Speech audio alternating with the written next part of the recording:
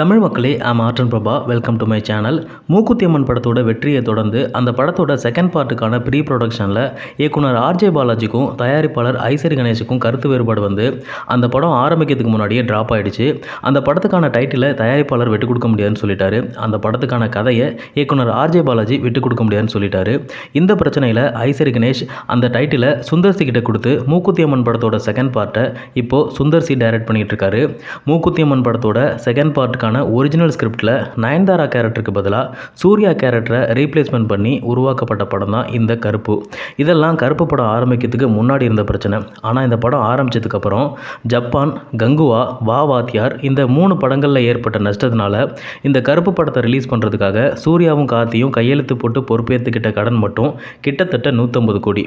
இவ்வளவு மெனக்கடலுக்கு அப்புறமும் இந்த படம் மே 14ஆம் தேதி சொன்ன நேரத்தில் ரிலீஸ் ஆகலை. வேறு வழியே இல்லாமல் இந்த படத்தை எப்படியாவது ரிலீஸ் பண்ணி ஆகணுங்கிறதுக்காக கார்த்தியோட அடுத்த படமான மார்ஷல் படத்துக்கும் சேர்த்து நெகட்டிவ் ஃபைனான்ஸ் வாங்கி தான் இந்த கருப்பு படத்தை மே 15ஆம் தேதி ரிலீஸ் பண்ணியிருக்காங்க. இந்த படம் எப்படி 3 வருஷம் கழித்து லேட்டாக வந்துச்சோ அதே மாதிரி இந்த படம் ஆரம்பித்து 35 நிமிஷம் கழித்து ரொம்ப லேட்டாக தான் சூர்யாவும் ஸ்க்ரீனில் வர்றாரு. கேரளாவில் இருக்கிற பெருவாரியான சூர்யா ரசிகர்களை கவர் பண்ணுற விதத்தில் இந்த கதையில் கேரளாவில் இருந்து இந்திரனும் அவரோட பொண்ணும் ஒரு ஆப்ரேஷனுக்காக சென்னைக்கு வர மாதிரி திரைக்கதை அமைச்சிருக்காங்க. வந்த இடத்துல ஆப்ரேஷனுக்காக சேர்த்து வச்சிருந்த நகை திருட்டு போயிடுது. திருடனையும் திருட்டு போன நகையையும் ஒரே நாளில் கண்டுபிடிச்சி ரெக்கவர் பண்ணுற போலீஸு அந்த நகையை இந்திரன் கிட்ட கொடுக்காம போலீஸ் ஸ்டேஷனுக்கும் கோர்ட்டுக்கும் மாத கணக்கில் அலைய விடுறாங்க. பாதிக்கப்பட்ட இந்திரன் அவர்கிட்ட இருந்த நகை, பணம், நம்பிக்கை, பொறுமை எல்லாத்தையும் இழந்ததுக்கப்புறம் கடைசியாக கோர்ட் வாசலில் இருக்கிற கருப்பசாமி கிட்ட அவரோட கஷ்டத்தை சொல்லி அழுது முறையிடுறாரு. அப்போ தான் கருப்புசாமியான சூர்யா ஸ்க்ரீனில் என்ட்ரி கொடுக்குறாரு.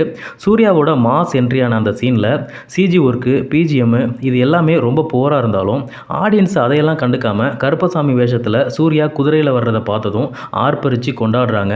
சில ரசிகர்கள் ஒரு படிக்கு மேலே போய் செருப்பெல்லாம் கழட்டி வச்சுட்டு ஸ்க்ரீனுக்கு முன்னாடி போய் நின்று கருப்பசாமியை கையெடுத்து கும்பிட்டு கருப்பா கருப்பான்னு கொண்டாடுறதையும் பார்க்க முடியுது. சூர்யா என்னதான் ஒரு பெரிய கடவுளாக இருந்தாலும் வில்லன் ஆர்ஜே பாலாஜி சூர்யாவோட பவர்ஸ் எதையுமே யூஸ் பண்ண முடியாத மாதிரி ஒரு ட்ரிக் பண்ணிடுறாரு. இப்போ சூர்யா அவரோட பவர்ஸ் எதையுமே யூஸ் பண்ணாமல் ஆர்ஜே பாலாஜியை தாண்டி இந்திரனையும் அவரோட பொண்ணையும் எப்படி காப்பாற்றுறாருங்கிறது தான் இந்த கதையில் இருக்க ஒரு சுவாரஸ்யமான விஷயம். இதை மட்டும் 2.5 மணி நேரம் தெளிவாக அழகாக சொல்லியிருந்தாங்கன்னா இந்த படம் உண்மையிலேயே ஒரு நல்ல கமர்ஷியல் படமாக இருந்திருக்கும். ஆனால் இது எல்லாத்தையும் ஃபர்ஸ்ட் ஹாஃப்லேயே முடிச்சுட்டு செகண்ட் ஹாஃபில் என்ன பண்ணுறது, எப்படி கதையை கொண்டு போகிறதுன்னு தெரியாமல் வேலராமமூர்த்தியோட காட்சிகளை உள்ளே கொண்டு வர்றாங்க.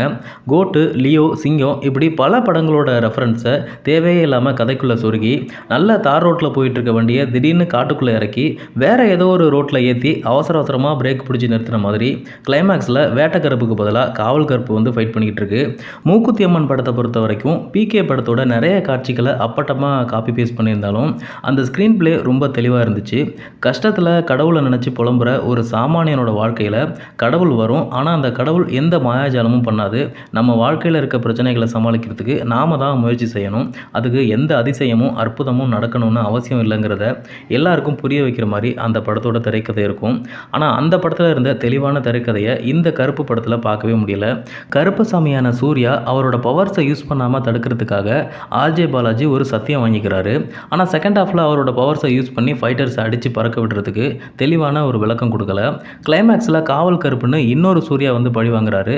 அதுக்கும் லாஜிக்கலான ஒரு தியரி இல்லை. அப்புறம் கோர்ட்டில் வயசான ஒரு பாட்டிக்கு உட்கார இடம் கொடுக்கறது, வில்லன்களோட காரை 2ஆ வெட்டுறது, ஆர்ஜே பாலாஜி சொல்ல வந்ததை சொல்ல முடியாமல் கோர்ட்டில் தவிக்கிறது, இப்படி நிறைய காட்சிகள் நம்ம ஊர் படங்கள்ல இருந்து சைனீஸு, ஹாலிவுட் வரைக்கும் போய் காப்பி பேஸ்ட் பண்ணி எடுத்துகிட்டு வந்திருக்காங்க. ஆனால் அதை ஒழுங்காக ப்ரெசென்ட் பண்ணலை.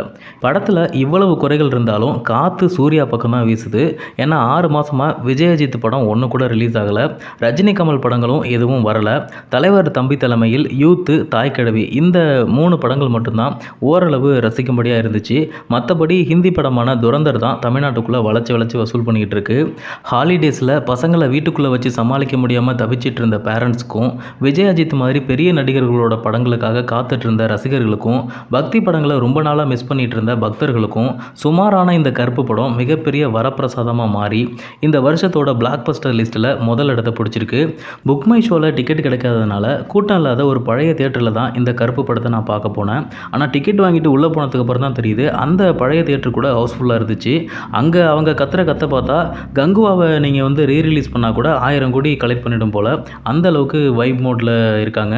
இதெல்லாம் பார்க்கும்போது கமலஹாசன் அவர்களோட ஆகச்சிறந்த படங்களுக்கெல்லாம் கிடைக்காத வெற்றி ஒரு பக்கா மாஸ் மசாலா படமான விக்ரம் படத்துக்கு கிடைச்ச மாதிரி சூர்யாவுக்கு கங்குவா ரெட்ரோ படங்களில் அவரோட உழைப்புக்கு கிடைக்காத வெற்றி இந்த கருப்பு படத்தில் வட்டியும் முதலுமா சேர்ந்து கிடைச்சிருக்குன்னு சொல்லலாம்.